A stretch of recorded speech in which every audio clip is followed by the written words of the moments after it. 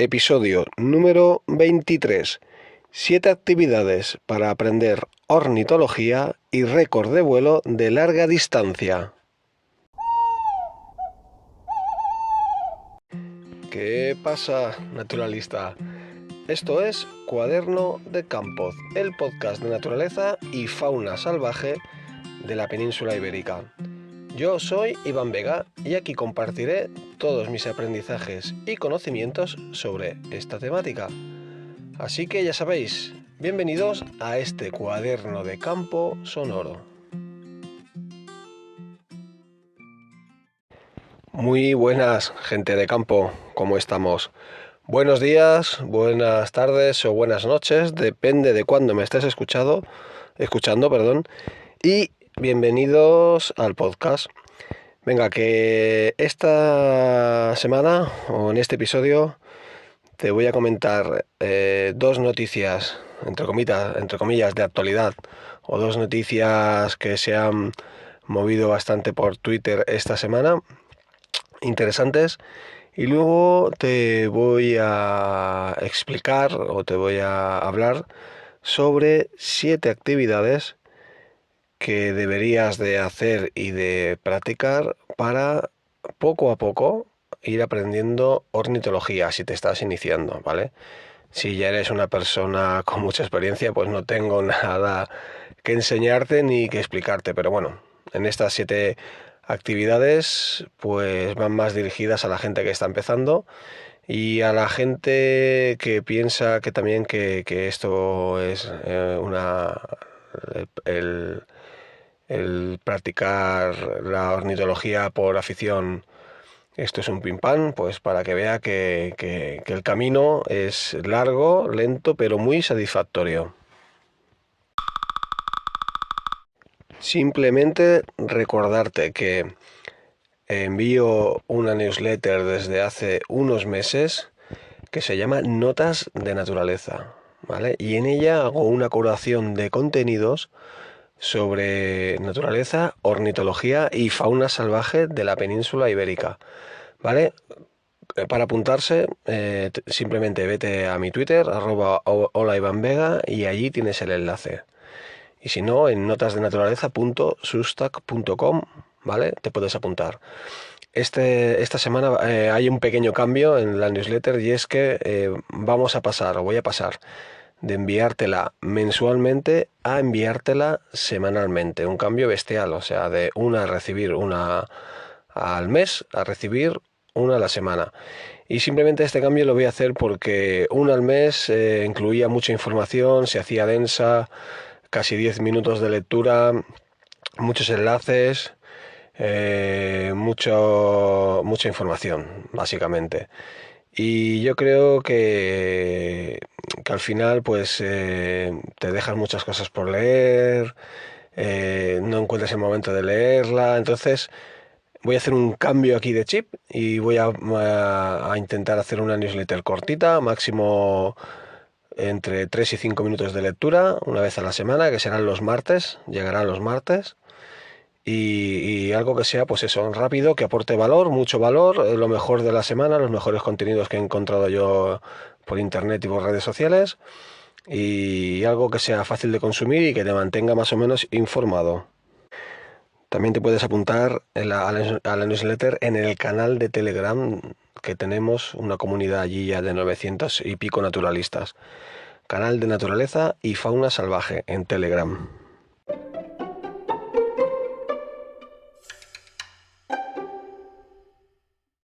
Venga, y empezamos con una noticia muy interesante de esta semana, y es que se ha batido el récord de distancia de vuelo sin parar, non-stop, ¿vale? Y este ha sido un viaje bestial que ha hecho una aguja colipinta, limosa lapónica, en el cual se ha desplazado desde Alaska hasta la isla de Tasmania. Te recuerdo que esta isla está a la derecha de Australia, ¿vale? En este viaje ha recorrido unos 13.560 kilómetros en 11 días de vuelo sin parar, día y noche volando. ¿vale? O sea, una distancia, un viaje brutalísimo. Este vuelo se ha podido registrar gracias a una tecnología que llevaba este ave instalada, que tenía 5 meses de edad, esta aguja colipinta, y llevaba pues un rastreador que apenas pesa, creo que 8 gramos, muy poquito. ¿Vale? ¿Qué más te puedo explicar de esta noticia? Que el coordinador de BirdLife en Tasmania, un tal Eric Weller, comentó que probablemente se cree que el ave ha perdido más de la mitad de su peso corporal durante este viaje y que es increíblemente importante o bestia este récord que ha hecho, porque este ave no puede amerizar, o sea, no puede parar en el mar como podría hacerlo una gaviota o una pardela a comer o a descansar. Si este ave coge una tormenta o por cualquier razón tiene que bajar al agua, está muerta. O sea, no hay posibilidad luego de que ella pueda volver a despegar. Y esto también pues hace que este viaje pues sea tan bestial. Si quieres ver el tuit de la noticia, en mi Instagram lo tienes, que lo compartí. Así que ya sabes, 13.560 kilómetros non-stop, 11 días. Una pasada. La siguiente noticia que te quiero comentar, bueno, no sé en sí una noticia.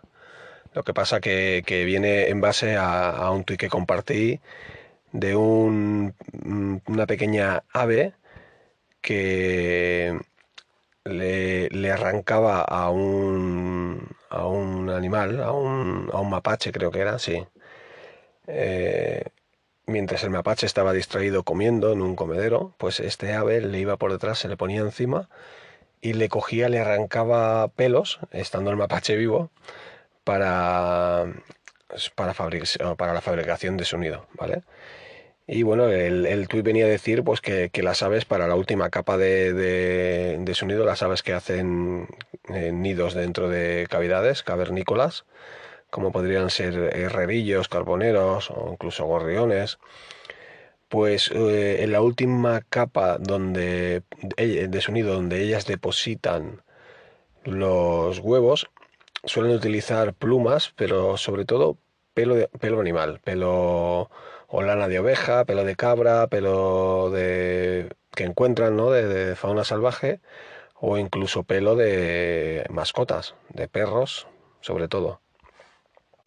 A este comentario yo quería explicar que ahora, más o menos en esta época, entre finales de otoño, bueno, mediados de otoño, finales de otoño, invierno, es la época que se le hace el mantenimiento a las cajas nido, ¿vale?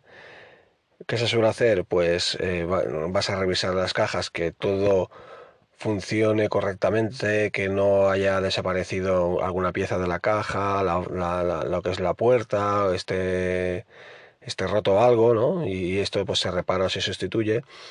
Y sobre todo se retiran los nidos interiores que las aves construyen dentro de lo que sería la caja nido, para evitar para evitar que al año que viene se aprovechen esos nidos, y como han estado allí un año, pues hay parásitos, hay pequeños insectos que luego estos insectos atacan a los o se alimentan de los nuevos pollos de la primavera y hacen que esa nidada pues crezca debilitada. O sea, de hecho, las nidadas que crecen en nidos aprovechados de años anteriores tienen menos éxito de supervivencia.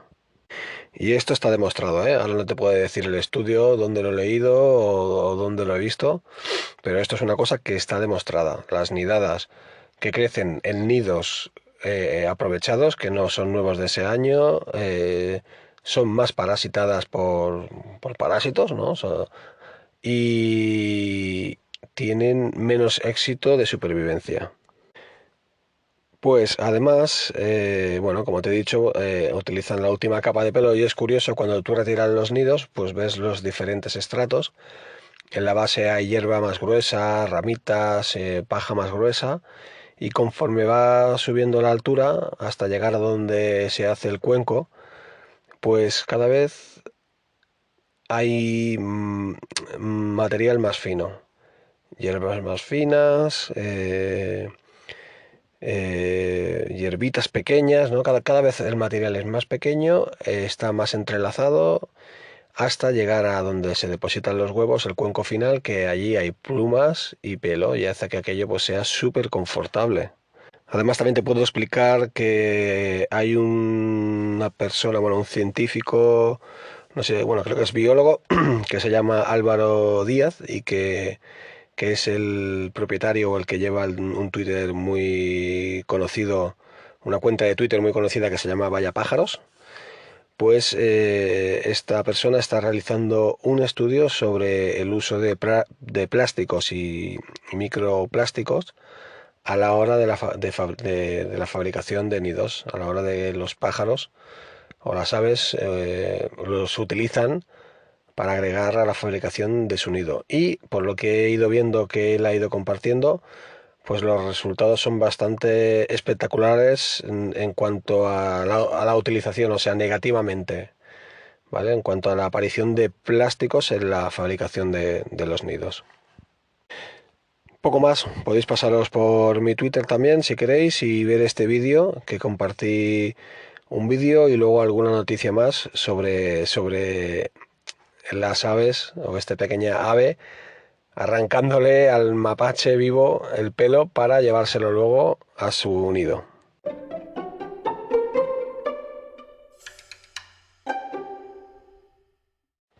Y ahora vamos con el título del podcast de hoy, o por lo menos la primera parte del título, y que trata sobre 7 actividades o 7 consejos que te voy a dar para aprender ornitología, sobre todo identificación de especies, y además identificar sus cantos o llamadas. Y es que aprender sobre este tema, sobre ornitología y cantos de aves, pues es un camino, aunque creas que puede ser algo más o menos rápido, pues no, es un camino bastante lento de transitar y largo. Y aquí no hay atajos, o sea, tienes que intentar aprender cada día un poquito y hay que curtirse, o sea, hay que estar siempre al pie del cañón. Así que en base a esto, la primera actividad o el primer consejo que te puedo dar es que hay que salir a observar y mucho. Tienes que salir muchísimo al campo y siempre con intención, o sea, siempre atento, con atención de lo que te rodea y de las aves y de la observación, siempre atento. La segunda actividad que puedes hacer para aprender o para ir aprendiendo ornitología es leer mucho sobre la temática y mirar muchas guías de aves. Todo lo que puedas. O sea, hay una biblioteca bastante extensa sobre ornitología, sobre 1000 temas. Pues si puedes siempre estar al día de los libros que hay, que van saliendo y ir consultándolos y leyéndolos, pues mucho mejor. Aquí no acabarás nunca de aprender. Y pues tener un par o tres de guías buenas y siempre pues te recomiendo que allí pues tienes un rato libre, pues te vas a la guía, la abres y te mires por un par de páginas, aprendes especies nuevas, te lees alguna característica, esto siempre viene muy bien. La tercera actividad que te recomiendo es asistir a cursos, talleres, jornadas de anillamiento y encuentros o festivales, ¿vale? Esto también es una manera de también impregnarte de ornitología y aprender muchísimo. Yo particularmente, a mí me gusta mucho, no soy anillador, me gustaría serlo. No sé si en algún momento tendré el tiempo para aprender sobre anillar y dedicarme. Yo creo que sí, yo creo que en un futuro me gustaría, vamos. Pues una vez, un par de veces al año, solemos ir a jornadas de anillamiento y bueno, nos gusta mucho porque aprendes un montón. El anillador suele ser una persona que sabe muchísimo sobre aves y bueno, pues suelen explicar mucha información. Además ves el ave de cerca, en la mano, te explica muchas características de esa ave y bueno, se aprende mucho. O sea que yo, en mi caso, por ejemplo, te aconsejo que vayas a jornadas de anillamiento, pero además, aparte de eso, pues si puedes hacer cursos, ir a charlas o talleres y festivales como podría ser el Delta Birding, perdón, el Delta Birding Festival, que se celebra en el Delta del Ebro, pues muchísimo mejor. Otra actividad que te recomiendo encarecidamente que hagas para aprender sobre ornitología y es escuchar podcasts sobre la temática, ¿vale? No es que haya muchos, no es que haya una carpeta o una temática muy grande de podcasts en la red sobre ornitología, pero los hay. El de cabecera, la radio del Somormujo, que ya lleva unos años emitiendo más de 100 programas y en donde va muchísima gente experta sobre la temática allí a compartir pues sus conocimientos y está yo con este programa he aprendido un montón, ¿vale? O sea que eh, podcasts los hay, los buscas y aprendes un montón. Mm, no te voy a recomendar el mío porque no quiero ser un pesado, pero bueno, en mi podcast también algo sobre ornitología puedes aprender. El consejo número 5 que te voy a dar es que leas muchas noticias y estés informado constantemente sobre este tema. Y bueno, pues esto es así. Si estás al día sobre las novedades en ornitología que suceden, pues mucho mejor. Te recomiendo pues, para ello que te abras una cuenta en Twitter o estés en Twitter y empieces a seguir a gente del sector o de la temática donde se comparte pues muchísima información valiosa y de actualidad sobre ello, ¿vale? Yo estoy en Twitter como @hola Iván Vega, ¿vale? Y comparto diariamente pues muchísima información sobre ornitología, entre otros temas. Así que yo te recomiendo por ejemplo, para aprender ornitología estés en Twitter. Aquí viene el consejo, se enlaza con el consejo número 6 que te voy a dar.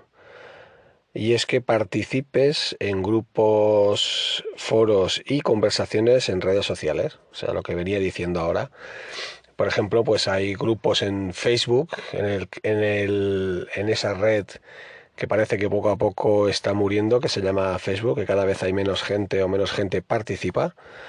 Pues aquí hay grupos muy interesantes, por ejemplo, pues amantes de las aves o otros grupos en donde se comparte mucha información, la gente pregunta, se comparten noticias, etcétera, etcétera. Y conversaciones en redes sociales, pues eso es lo que me venía a referir, por ejemplo, con Twitter. Pues cualquier persona en Twitter que publica una noticia, tú le puedes comentar, preguntar, compartirlo tú también, etcétera, etcétera. El último consejo que te puedo dar sobre esto es que visites lugares diferentes en donde poder observar especies diferentes. Y eso también te abre un abanico más grande y no estás siempre en tu zona local, en tu local patch que dicen, observando las mismas especies, que esto está muy bien, ¿no? Porque de alguna manera en tu zona local pues tú llevas un registro de lo que hay y puede ser que en algún momento aparezca algo que esté en migración que no sea lo típico, una especie típica de la zona y que enriquezca esa zona naturalmente, ¿vale? Pero bueno, pues el ir moviéndote o el ir visitando zonas nuevas te hace descubrir especies nuevas y seguir aprendiendo sobre esta temática, ¿vale? Y bueno, pues poco más, explicarte que aún así, aplicando todas estas 7 actividades o consejos que te he explicado aquí, te llevará muchos años aprender ornitología bien, coger una buena base, ¿vale?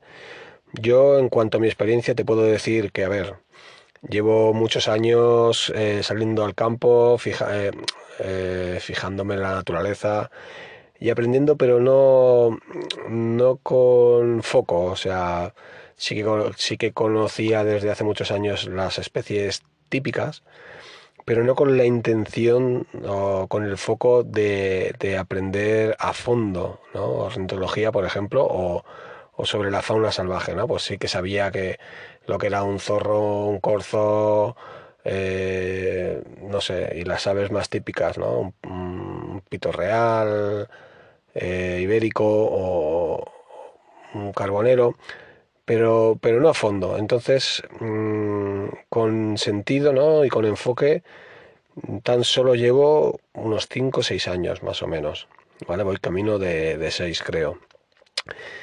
Y yo me considero, a pesar de estos 5 años, que estoy todavía en pañales, o sea que soy un mero aprendiz. Así que tómalo, el aprendizaje en ornitología, en esta afición, como una carrera de fondo, ¿vale?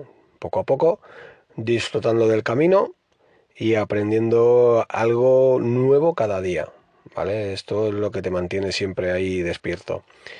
Y todo lo que te he comentado ahora, por supuesto, está aplicado a si o sea, si o sea, quieres aprender ornitología por afición o por hobby.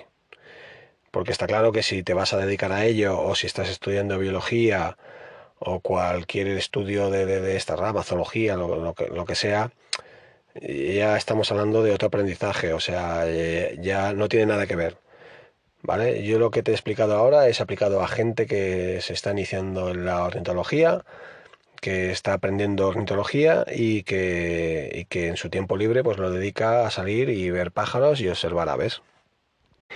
Y hasta aquí el episodio número 23, el episodio de hoy. Muchísimas gracias por haberlo escuchado hasta el final. Si te ha parecido interesante, si crees que puede ayudar a alguien, si crees que a alguno de tus amigos, contactos o conocidos le puede interesar, si lo compartes, si compartes este episodio, pues me apoyas mucho, me ayudas mucho a que lo conozca más gente y a seguir creciendo. O sea, es una manera muy bonita de apoyar el trabajo o el tiempo invertido que meto aquí, ¿vale? Otra cosa que puedes hacer chula por el podcast es darme 5 estrellitas en Spotify, en la aplicación de Spotify, o en la aplicación de Apple Podcast. E incluso en Apple Podcast puedes allí escribir en texto una pequeña reseña, me puedes dejar allí, ¿vale? Y poco más. Sal al campo, disfruta de la naturaleza y nos vemos en el campo naturalista. Hasta la semana que viene. Un abrazote.